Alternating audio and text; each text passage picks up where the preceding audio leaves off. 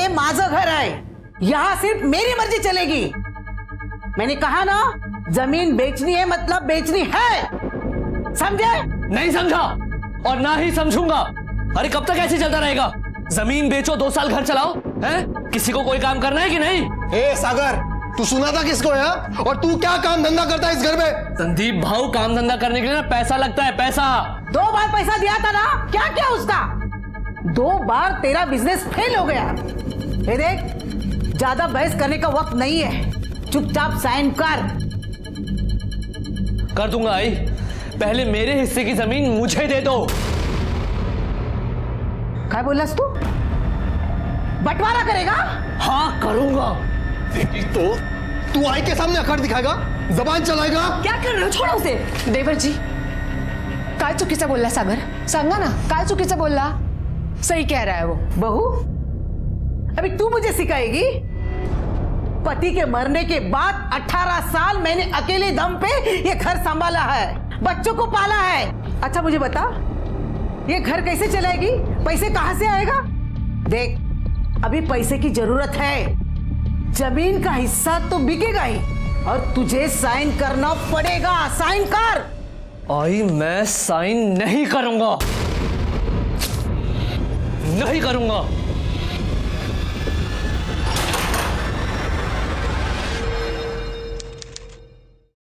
बाबा, जब मैं डॉक्टर बन जाऊंगी तो सबसे पहले आपका टीबी का इलाज करूंगी। ये क्या कर रही है?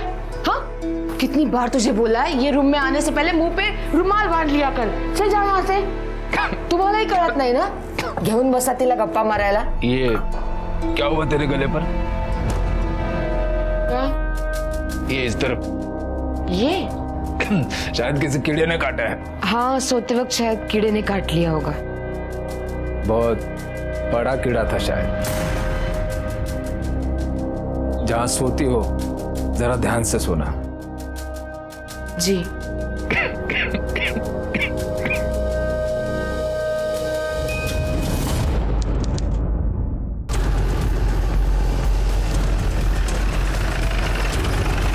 साहब, मैं ऐसे काम पे जा रहा था, यहाँ पे लाश देखी, मैंने आपको तुरंत फोन किया।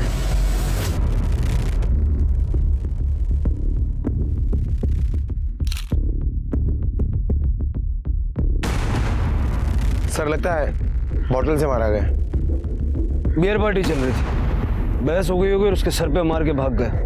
जरा इसकी बॉडी जेबें चेक करो, कुछ मिलता है क्या आइडेंटिफिकेशन के लिए? सर, ये मोबाइल और पर्स मिला है। सर, ड्राइविंग लाइसेंस मिला है। संदीप आत्रे नाम है इसका, उम्र 29 साल। सर, मोबाइल लॉक है। एक काम करो, फोन अनलॉक करवाने के लिए भेजो, इसकी बॉडी पोस्टमार्टम में भेजो और इसके घर वालों को खबर करो, और जरा पता करो ये बियर किसने और कहां से खरीदी। Okay sir.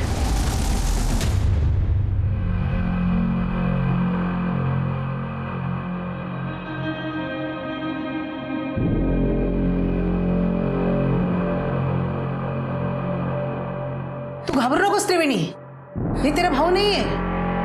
तूने कहा था ना रात को वो घर में था, तो यहाँ कैसे होगा? ये हमारा संदीप नहीं हो सकता। चलो देख ले।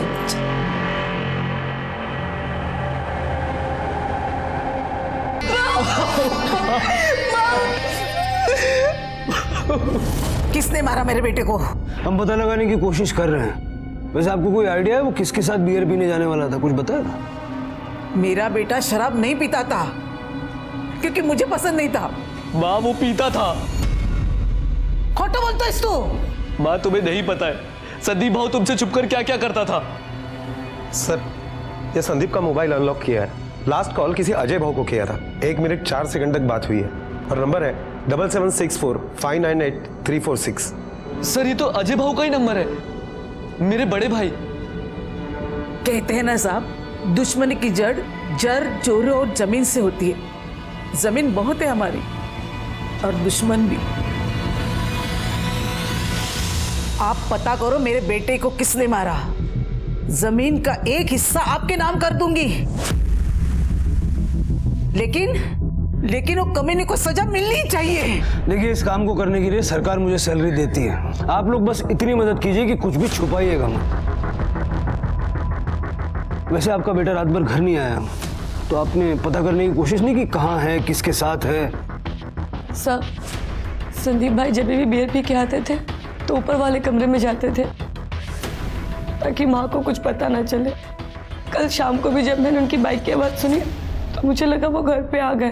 कितने बजे सुनी आपने बाइक की आवाज? सर यही करीब 5 बजे के आसपास। संध्या, देख तू संदीप भाव के लिए भूखी मत रहा कर, खाना खा लिया कर। भाव का तो कोई ठिकाना नहीं आने जाने का। आलेवट आज भी पीछे के रास्ते से आया, बियर पी के आए होंगे। ताई आप जरा ये देखिए, मैं उन्हें पूछ के आती हूँ कुछ खाने के लिए चाहिए। अरे सुन, सीधे वो ऊपर वाले कमरे में गया होगा, तू मत जा वहाँ पे। और वैसे भी आई ने मना किया ना सीढ़ी चढ़ने के लिए। लेकिन भाभी, उनको भूख लगेगी तो बड़ी भाभी से खाना मांग लेंगे, तू मत जा, यहीं रुक। मतलब 5 बजे के बाद वो फिर से बाहर गया और उसने दोबारा बियर पी? सर उसके दोबारा जाने का तो नहीं पता। आपने आते हुए बाइक की आवाज सुनी थी तो जाते हुए नहीं सुनी? सर शाम के बाद घर में टीवी ऑन हो जाता है तो शायद इसलिए सुनाई नहीं दिया। अच्छा, संदीप कहीं भी आने जाने के लिए अपनी बाइक का यूज करता था? जी सर। लेकिन वारदात की जगह पे हमें उसकी बाइक नहीं मिली। उसकी बाइक कहाँ है?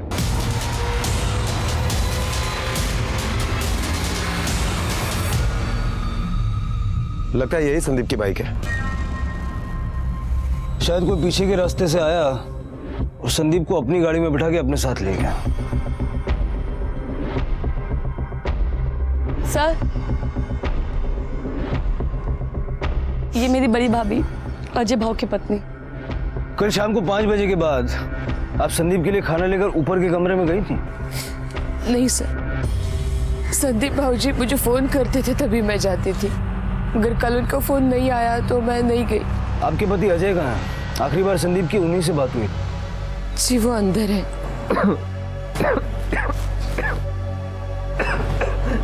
क्या है? मैं चिड़ियाघर का जानवर हूँ क्या? हर किसी को दिखाने ले आते हो? देखिए, आपके छोटे भाई संदीप के मर्डर केस की हम जांच कर रहे हैं और उसी सिलसिले में आपसे कुछ पूछताछ करनी है। मुझसे क्या पूछताछ करनी है साहब? आखिरी बार संदीप ने आपको फोन किया था, क्या बात हुई थी?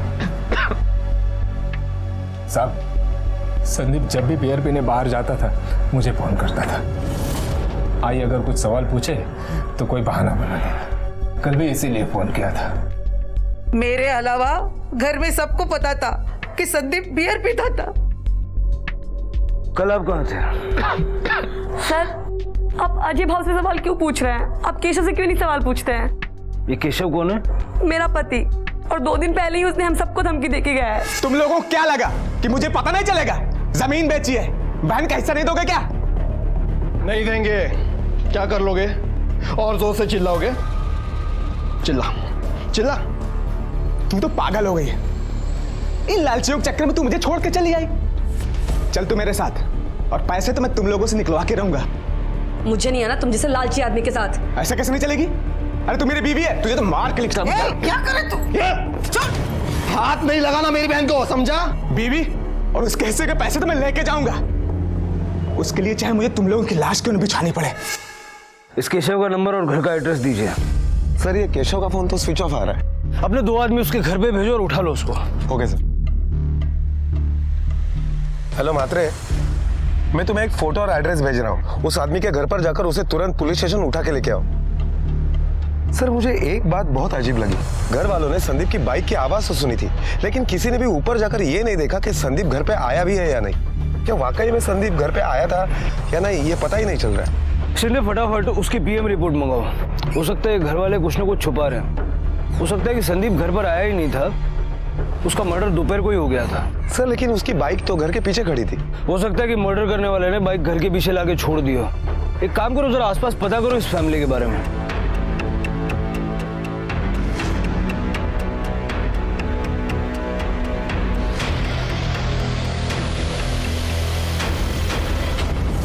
सर आत्रे फैमिली के पड़ोसियों से जब हमने पूछताछ की तो पता चला है कि आए दिनों में आत्रे फैमिली में जमीन को लेकर काफी झगड़े हुआ करते थे। सबसे छोटा भाई सागर, उसका हमेशा मजले भाई संदीप से झगड़ा हुआ करता था। और बड़ा भाई अजय, उसका क्या स्टैंड था? सर अजय बीमारी के कारण किसी से ज्यादा बात नहीं करता था। मजले भाई की मौत का फायदा तो दोनों भाइयों को हुआ है। संदीप की मौत की वजह से संदीप के हिस्से की जमीन इन दोनों भाइयों को मिलेगी। जरा पता करो कि संदीप के मर्डर में इन दोनों भाइयों की क्या हिस्सेदारी है? Okay sir. Sir, Sandeep Atre ने जिस दुकान से बियर ली थी उस दुकान का पता चल गया है। सर, संदीप मेरा रेगुलर कस्टमर था। कल दोपहर 2 बजे के करीब जब मैं लंच के लिए निकला था तब वो आया था सर। क्या गोविंद भाई, लंच टाइम? हाँ, और आपका बियर टाइम। अरे प्रमोद, 2 स्ट्रॉन्ग चिल्ड बियर निकाल संदीप भाई के लिए। सुनो ना, 2 माइल्ड भी बोल देना। हाँ, और 2 माइल्ड में निकाल। संदीप के साथ और कोई था? नहीं सर। उसके जो दोनों भाई हैं वो कौन सी बियर पीते हैं, स्ट्रॉन्ग या माइल्ड? सर, बड़ा भाई तो कुछ पीने के लायक भी नहीं है, पर छोटा भाई जो है वो माइल्ड पीता है। तो संदीप ने बियर जब खरीदी तो फिर वो यहाँ से किस तरफ गया?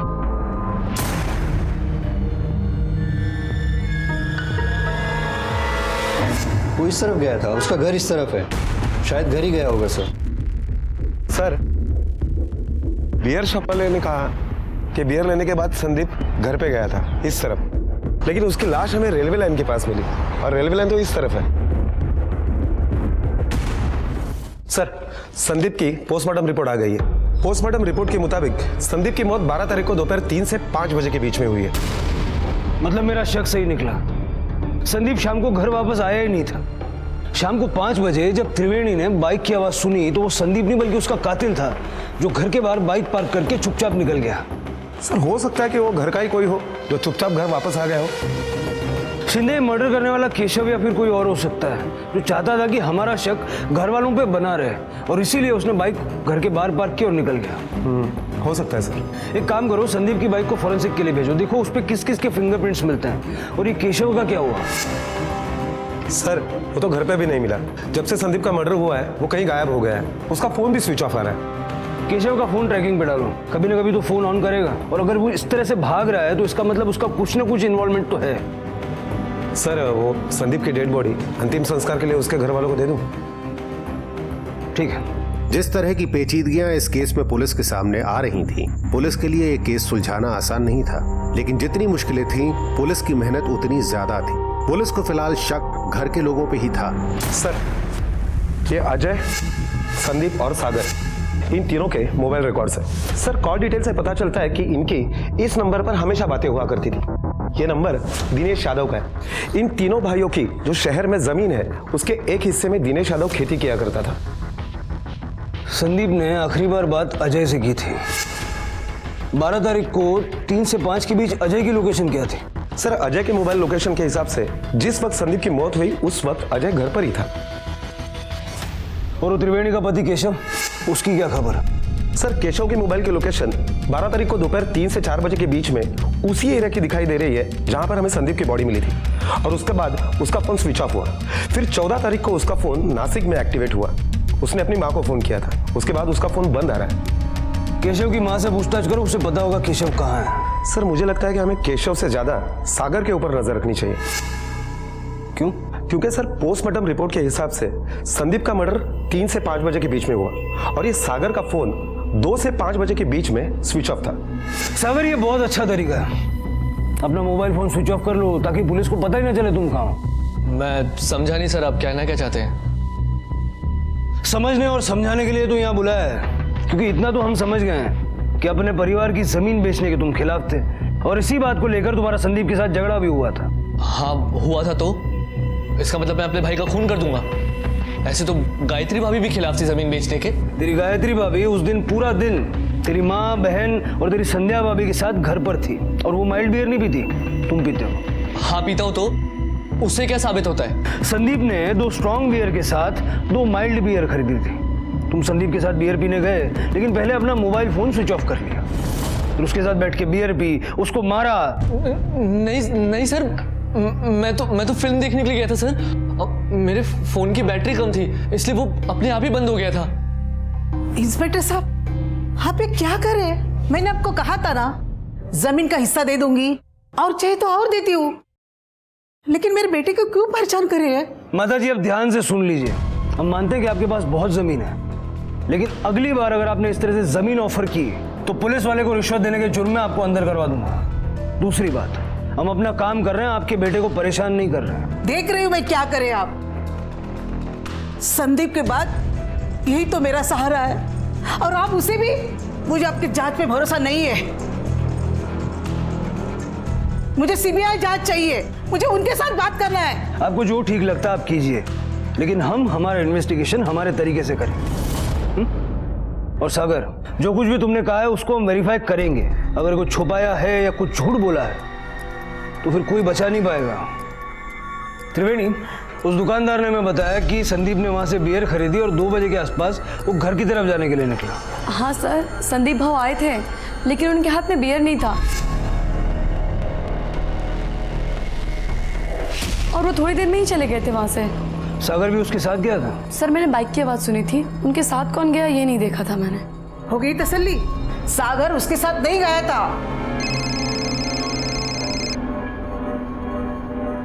हाँ भाभी। क्या क्या हुआ? क्या हुआ? आप घबराइए मत भाभी, हम लोग अभी आ रहे हैं। सागर क्या हुआ? हाँ? माँ, अजय भाऊ की तबीयत बहुत ज्यादा बिगड़ गई है। अरे बाप रे, तो एक काम कर, वैद को ले गया, हम लोग घर पहुंचते हैं। सर मैं निकलूं? जाओ।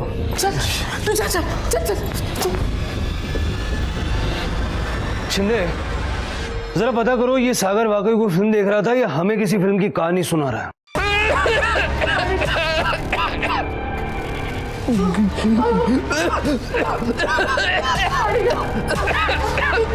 तू जा यहाँ से।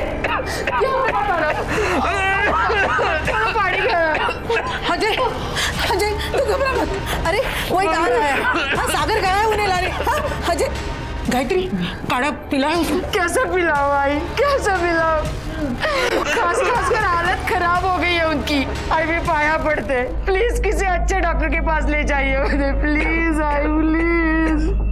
आइए डॉक्टर साहब, वो मेरे बड़े भाई हैं, उन्हें टीबी है, उनकी हालत बहुत बिगड़ चुकी है। सागर, मैंने वैद को लाने को कहा था, ये किसको उठा के लाए? चल नहीं ये दोन। आई टू। सागर, तुझे पता नहीं, ऐसे ही अंग्रेजी डॉक्टर के गलती से तेरे बाबा मर गए थे। आई एक डॉक्टर गलत निकला, इसका मतलब ये नहीं कि हर डॉक्टर गलत होगा। आई तू बाहर चल। आई। अरे नहीं, वो मार देगा अजय को। अजय, इसका इलाज मत लेना। अजय, अजय, दरवाजा लगा। देखिए, मैंने दवाइयाँ तो लिख दी हैं, लेकिन आपके भाई की हालत बहुत बिगड़ चुकी है। अगर आप उनको हॉस्पिटल में एडमिट करवाएंगे तो उनका इलाज अच्छे से हो पाएगा। जी डॉक्टर, अभी तो मैं ये दवाइयाँ उन्हें दे देता हूँ। दिखाए डॉक्टर को, हो गई मनमानी, लेकिन मैं अजय को अंग्रेजी दवा खा के मरने नहीं दूंगी, समझे?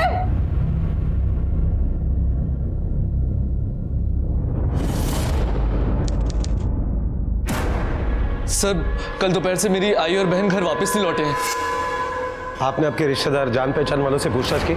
सर, सबसे बात कर ली, वो किसी के घर पे नहीं है। दरअसल वो कल घर से निकले थे पुलिस हेडक्वार्टर्स जाने के लिए। Police headquarter? हाँ सर, एक्चुअली मेरी आई चाहती थी कि संदीप भाऊ की मर्डर की सीबीआई जांच हो, इसलिए कल दोपहर में वो मेरी बहन के साथ पुलिस हेडक्वार्टर्स के लिए निकले थे कि पुलिस के बड़े अफसरों से बात करके इसकी सीबीआई जांच करवाएं। आई, मैं क्या बोलता हूँ कि तू। सागर, तुझे पता है ना, मैं जो सोचती हूँ मैं करके दिखाती हूँ, समझे? जिस ऑटो से वो लोग निकले थे उसको आप जानते हैं? हाँ सर, वो उसका नाम सोमू है। आई को जब भी कहीं पे जाना रहता है तो मैं सोमू को ही कॉल करके बुलाता हूँ। सोमू रमा अत्रे और उसके परिवार को काफी सालों से जानता है ना तू? हाँ साहब, लेकिन साहब मारना नहीं साहब, उनके गायब होने में मेरा कोई हाथ नहीं है। पुलिस हेडक्वार्टर जाने वाले थे वो लोग? साहब मुझे नहीं मालूम, वो तो स्टेशन उतर गए थे। फिर वहां से कहाँ गए? मुझे नहीं पता साहब, मैं तो छोड़ के चले गया था। शिंदे, रमा और त्रिवेणी इसकी ऑटो से जहां उतरे वहां से कहाँ गए, जरा वहां की सीसीटीवी से पता करो। Okay sir. सर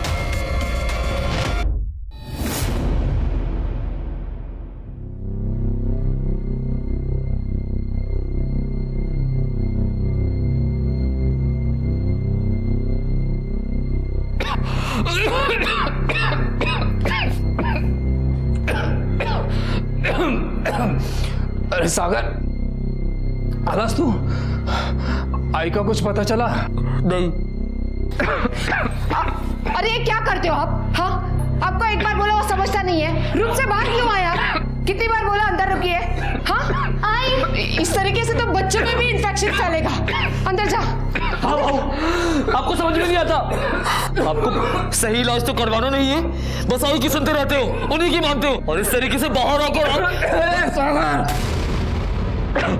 बीमार हूँ, पर ये मत भूल के तेरा बड़ा भाई हूँ। मेरे सामने ऊंची आवाज करके बोलना बंद कर, समझो? ये क्या कर रहे हैं आप? छोड़िए उन्हें, छोड़िए। बराबर देख रहा हूँ तुम दोनों को, बहुत सुर से सुर मिल रहा है ना तुम्हारा। कमरे में बंद रहता हूँ, इसका मतलब ये नहीं कि मुझे कुछ दिखाई नहीं देता। सब बराबर देख रहा हूं मैं, समझे?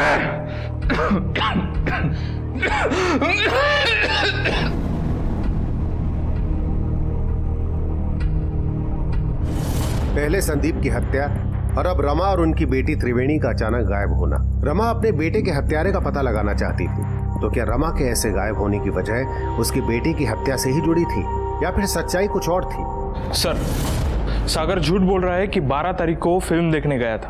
मैंने वहाँ का सीसीटीवी फुटेज भी चेक किया है, उसमें सागर कहीं नजर नहीं आया। ले आओ सागर को, अब पिक्चर उसे हम दिखाते हैं।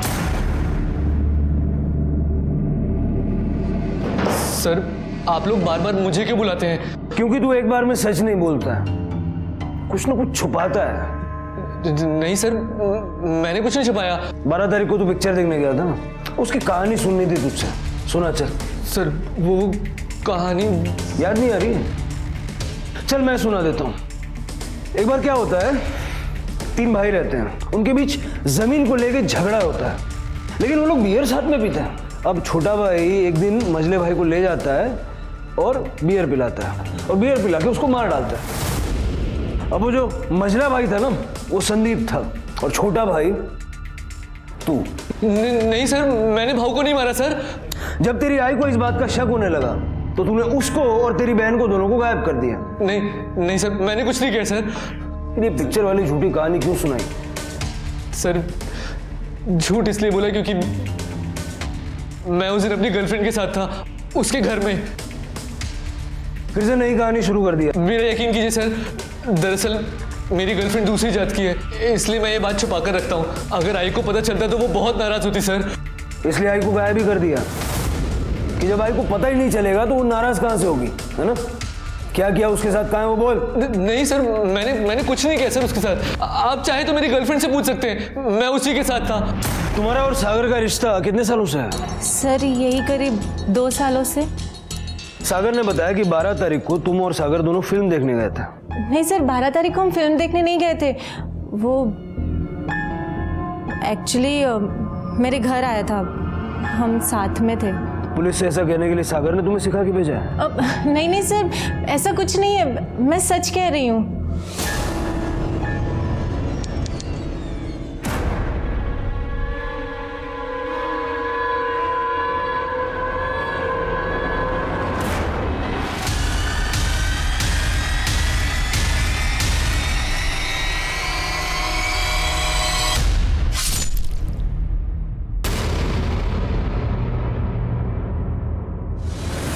गायत्री जी, जिन लोगों ने आप पे हमला किया था, आपने उनको देखा था? नहीं सर, उन्होंने हेलमेट पहना था। जिस जगह पे आप पे हमला हुआ, हमने वहां पूछताछ की, बाइक पे नंबर प्लेट तक नहीं लगी हुई थी।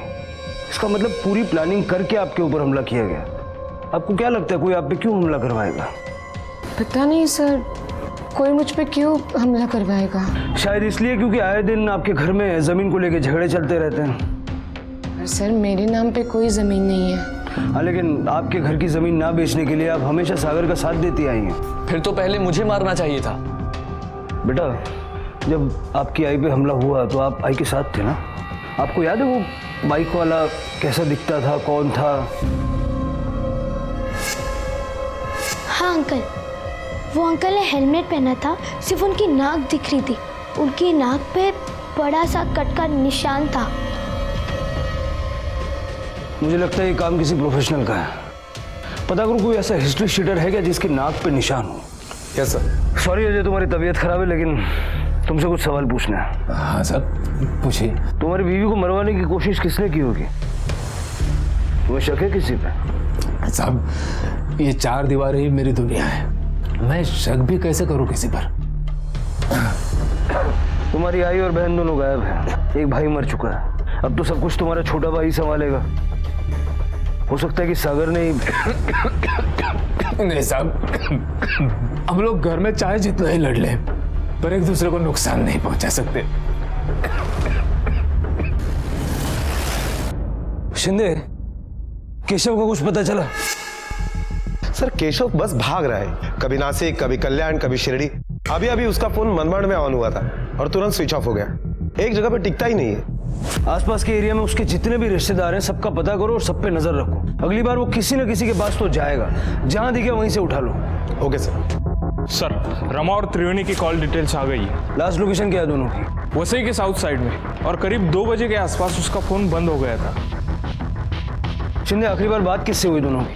सर उनके जमीन पर खेती का काम करने वाले दिनेश यादव के साथ इनकी आखिरी बार बात हुई थी, और इन दोनों का लोकेशन भी उसी जमीन का है। और फिर 3 बजे के बाद वहां से 20 किलोमीटर दूर जाकर इनका फोन स्विच ऑफ हो गया। लेके आओ इस दिनेश यादव को। अरे दिनेश, खेती में आजकल बहुत कमाई नहीं है ना? जी साहब, ये बात तो है, बस गुजारा चल जाता है। पर सिर्फ यही पूछने के लिए बुलाया था साहब। नहीं नहीं नहीं नहीं, 21 तारीख को तेरी रमा अत्रे से बात हुई थी, उसके बाद से वो गायब है। क्या बात हुई थी? जी वो जमीन को लेके बात हुई थी। उस दिन भी उन्होंने फोन किया था और मैंने कहा कि फसल सही नहीं हो रही है इस बार। तो वो कहने लगी तू झूठ बोल रहा है, मैं खुद आकर वहां देखना चाहती हूँ। मैंने कहा आइए देख लीजिए। फिर दोनों माँ बेटी वहां आई थी। रमा और त्रिवेणी तुझसे मिलके फिर कहाँ निकले थे? कोई था उनके साथ? जी नहीं, वो दोनों ही थी सिर्फ। 12 तारीख को कहा था तू? जी वही खेत पे था आपने। क्यों, संदीप के साथ बियर पीने नहीं गया था? क्या साहब, हम देसी पीने वाले, हमारा बियर से क्या होगा? हाँ, बियर से क्या होगा तेरा। लेकिन पुलिस के सामने जो झूठ बोलता है ना, उसको ऐसा नशा चढ़ाते हैं कि उसको चारों तरफ जेल की सलाखें नजर आती है। साहब वो तो अभी होश में भी दिख रहा है। पर मैंने आपसे जो कहा वो सब सच था, झूठ कुछ नहीं बोला मैंने आपसे। मैं जा सकता हूँ साहब, थोड़ा खेती में काम है। जा। शिंदे, एक नंबर का घाघ आदमी है ये। दवाई खा लीजिए, आपको ठीक लगेगा। अरे नहीं चाहिए। क्या कर रहे हो आप? छोटी बच्ची की तरह, अपनी माँ की तरह ये जिद करते छोड़ दो आप। अपने लिए ना सही, अपनी बेटी के लिए आपको ठीक होना पड़ेगा। बाबा, बाबा प्लीज दवाई खा लो, और दवाई खा लोगी तो हम जल्दी ठीक हो जाओगे बाबा, प्लीज खा लो।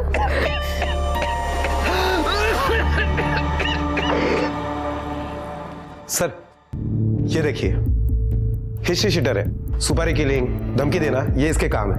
भूरा नकटा नाम है इसका। भूरा नकटा? हाँ सर। ये नाम तो मैं पहली बार सुन रहा हूँ। हाँ सर, क्योंकि ये आदमी हमारे एरिया का नहीं है, नासिक का है। गायत्री की बेटी रिया ने भी ऐसे ही निशान वाले आदमी के बारे में बताया था। हो सकता है कि जो गायत्री को मरवाना चाहता था उसने इसे नासिक से यहाँ बुलवाया। सर मैंने नासिक पुलिस से इंक्वायरी की, उन्होंने कहा कि ये तड़ीपार है, और हमारे खबरों से ये भी खबर मिली है कि ये अभी यहाँ वसई में है। उठाओ इसको।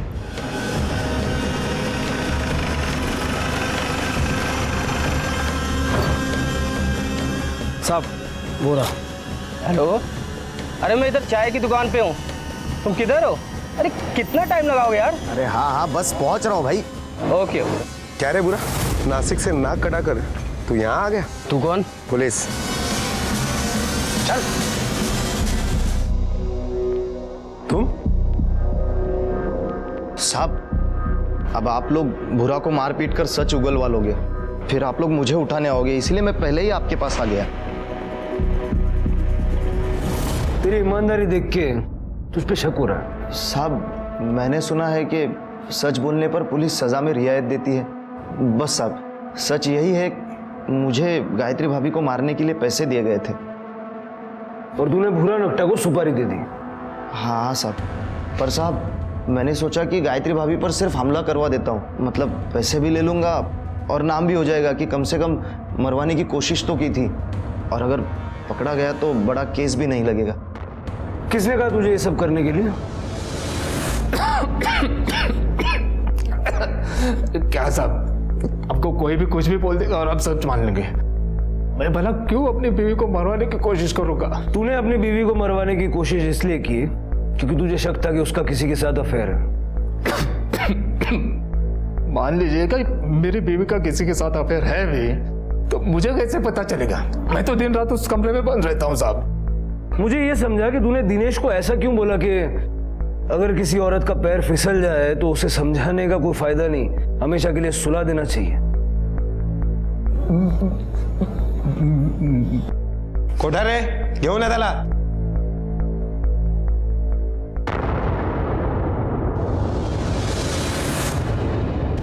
नहीं नहीं भैया, ये हमसे नहीं हो पाएगा। और आप गायत्री भाभी को क्यों? दिनेश, औरत का पैर एक बार फिसलने लगे ना तो उसे समझाने का कोई फायदा नहीं है, उसे सुला देना चाहिए हमेशा के लिए। नहीं नहीं, ये मेरी सोने की चैन है, सोने की है, और तू जिस जमीन पर काम कर रहा है ना वो भी तेरे नाम कर दूंगा। देख, अब ना मत बोल। वो सच है। गायत्री के रंग ढंग देखकर मुझे यकीन हो गया था कि वो मुझसे धोखा कर रही है, और इसीलिए तुमने संदीप को मारने की प्लानिंग बनाई क्योंकि तुम्हें शक था कि गायत्री का अफेयर संदीप के साथ है। नहीं साहब, क्योंकि मुझे नहीं पता था गायत्री का किसके साथ अफेयर है। तुम्हें पता था क्योंकि तुम्हारी बीमारी की वजह से गायत्री अलग कमरे में सोती थी और संदीप की बीवी संध्या के प्रेग्नेंट होने के बाद ऊपर के कमरे में खाना लेकर के वही जाया करती थी। अरे इससे ये कहाँ साबित होता है साहब कि उन दोनों में अफेयर था? तुम जैसे शक करने वालों को सबूतों की जरूरत कहाँ होती है? इसी शक के चक्कर में तुमने संदीप को मारने की प्लानिंग बनाई और इसीलिए उसके साथ बियर पीने का प्रोग्राम बनाया। संदीप, इस कमरे में बंद रहते रहते मैं मर रहा हूं, बाहर जाना चाहता हूं। बोलो ना भाऊ, कहाँ जाना है? देख, ना मत बोलना, चल अपने पुराने अड्डे पर जाकर बियर पीते हैं। हाँ, और भाऊ आपकी बीमारी? यार एक दिन तो ढंग से जी लेने दे मुझे, भूल जा मेरी बीमारी को, और मुझे भी भूलने दे। ठीक है भाऊ, मैं तैयारी करता हूँ। 2 बजे के आसपास संदीप ने बियर खरीदी, 2 स्ट्रॉन्ग 2 माइल्ड, क्योंकि तुम पहले माइल्ड बियर पिया करते थे। अरे साहब, मैं आपका पागल दिखता हूँ क्या? इस बीमारी को लेके मैं बियर पीऊंगा? तुमने बियर पी नहीं, पीने का प्रोग्राम बनाया। संदीप ने बियर खरीदने के बाद तुम्हें फोन किया। हाँ संदीप, हाँ अजय भाऊ, हाँ मैं बियर लेकर आया हूँ, आप बाहर आइए। तो एक काम कर, घर के पीछे आ जा, मैं वहीं आता हूँ। और फिर अपना मोबाइल घर पर छोड़कर तुम पीछे के दरवाजे से चुपचाप संदीप के साथ रेलवे लाइन की तरफ निकल गए। और जब संदीप को नशा हो गया तो नहीं साहब, मैं ऐसा कमीना भी नहीं हूं कि अपने भाई का खून कर दूं, वो भी सिर्फ शक के आधार पर। लेकिन सिर्फ शक के आधार पर तुमने अपनी बीवी को मरवाने की कोशिश तो की, है ना? लेकिन साहब, इस शक के आधार पर मेरे खिलाफ मेरे भाई को मारने का कोई केस नहीं बनता है, तो इन सब बातों का कोई फायदा है नहीं। गायत्री की हत्या की कोशिश के सबूत तो मिले हैं, तो उसकी सजा तो तुझे पक्का मिलेगी। और एक बात और समझ ले, संदीप की हत्या की जांच अभी खत्म नहीं हुई। ये दिनेश खुद आया, इसने सब सच बता दिया, इसकी सच्चाई मुझे जरा खटक रही है। इसने इसका सीडीआर निकलवाओ। Okay sir. आइए गायत्री जी। सर क्या हुआ, अचानक मुझे ऐसे यहाँ बुला लिया? आपको मरवाने की कोशिश आपके पति ने की, और ये माना भी कि उन्हें ऐसा शक था कि आपका किसी के साथ अफेयर था। अब आपके घर में तो 2 ही आदमी थे, सागर और संदीप।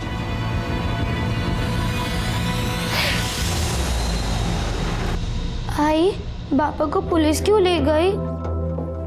रिया, मुझे एक बात बता, क्या कभी बाबा ने तुझसे पूछा था कि आई कहाँ गई, किसके साथ गई? याद करके बता। हाय, वो जो आपके गले पे कीड़े ने काटा था, उस दिन बाबा ने मुझे कहा कि जो ऊपर देखिए कि कमरे में कौन है। फिर? हाँ, फिर आई, मैं देखने गई ऊपर तो संदीप काका थे। फिर ये बात मैंने पापा को बता दी। पापा घर नहीं आएंगे, अब वो अस्पताल में है। उन्हें सजा भी हुई है। उन्होंने आई को मरवाने की कोशिश की, पर क्यों? वो इतना नाराज क्यों थे आई से?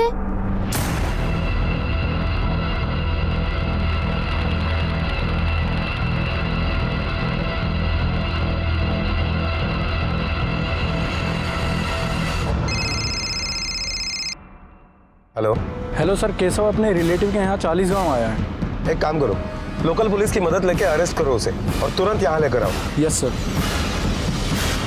सर, ये दिनेश यादव के कॉल रिकॉर्ड से पता चल रहा है कि दिनेश यादव की आत्रे फैमिली के लगभग हर मेंबर से बात हुआ करती थी, लेकिन सबसे ज्यादा बात उसकी गायत्री के साथ हुआ करती थी।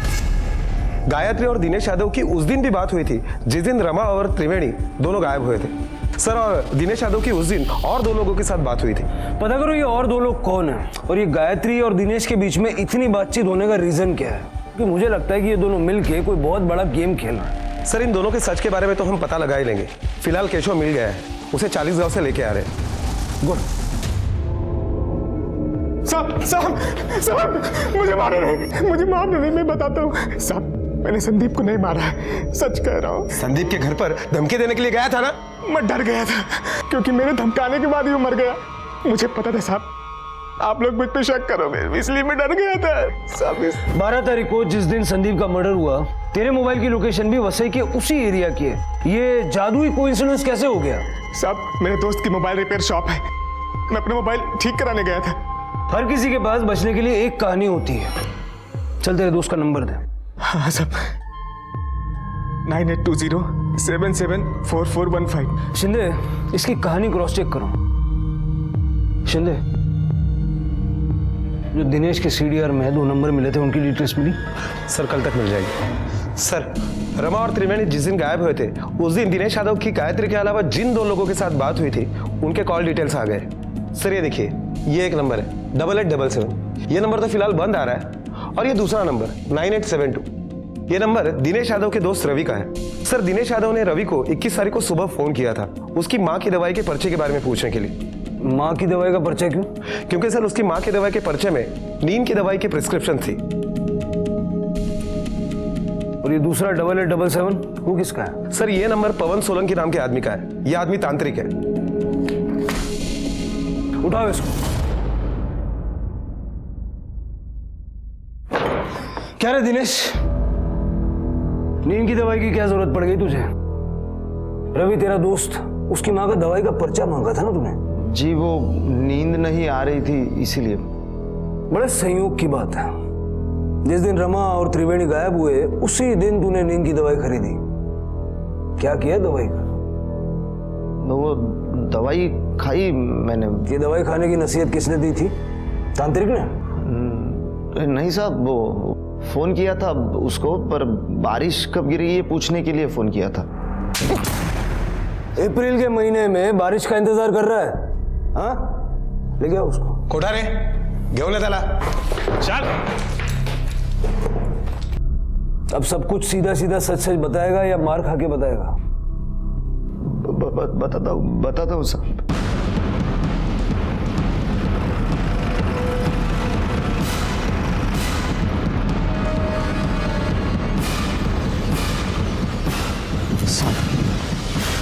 यही दोनों माँ बेटी को गाड़ा है।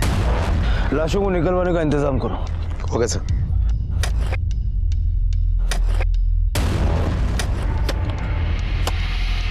रुको, निकालो उसे बाहर। सर, रमा जी।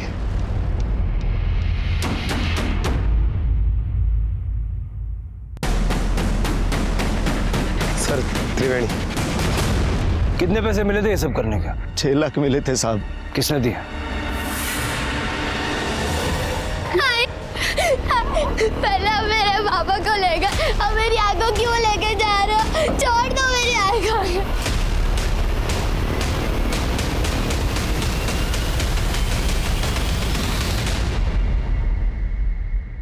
संदीप को भी तुमने ही मरवाया? नहीं सर, संदीप को किसने मारा, क्यों मारा, मैं नहीं जानती। अपनी सास को क्यों मरवाया? तंग आ गई थी मैं उस औरत से, सिद्धि अड़ियल। बस उसी औरत की वजह से 5 साल तक मैं अपने पति से दूर रही। मेरी बेटी को भी मनहूस मानती थी वो। मेरे पति का अच्छे डॉक्टर से इलाज भी नहीं करा चाहती थी, जमीन बेचने चली थी। ऐसे तो हम लोग रास्ते पे आ जाते ना, इसीलिए दिनेश को कहकर मैंने उन्हें मरवाया। तुम्हारी सास से तुम्हें प्रॉब्लम्स थी, त्रिवेणी को क्यों मरवाया? त्रिवेणी उनके साथ थी, इसीलिए मारी गई। अब तुम्हारी अपनी जिंदगी का कंट्रोल भी तुम्हारे हाथ में नहीं रहा। क्या मिला ये सब करके? मेरी आई सब ठीक करना चाहती थी, लेकिन जो तरीका उन्होंने चुना वो गलत था। और आज क्या हुआ? सब गलत हुआ, उनके साथ भी, मेरे साथ भी। संदीप की हत्या किसने की, ये गुत्थी आज भी उलझी है। पुलिस को शक है कि उसके बड़े भाई अजय ने उसकी हत्या की, लेकिन इसका कोई सबूत नहीं है उनके पास। गायत्री की हत्या की कोशिश में अजय आत्रे और दिनेश यादव को सजा हुई है। दिनेश और दिनेश की मदद करने वाले तांत्रिक पवन सोलंकी को रमा और उनकी बेटी त्रिवेणी की हत्या के लिए उम्र कैद की सजा हुई। कहते हैं जमीन में आप जो बोते हैं अंत में वही काटते हैं, और इन सभी अपराधियों के साथ भी वही हुआ। जिस गुनाह के बीज उन्होंने बोए उसी की सजा वो काट रहे हैं।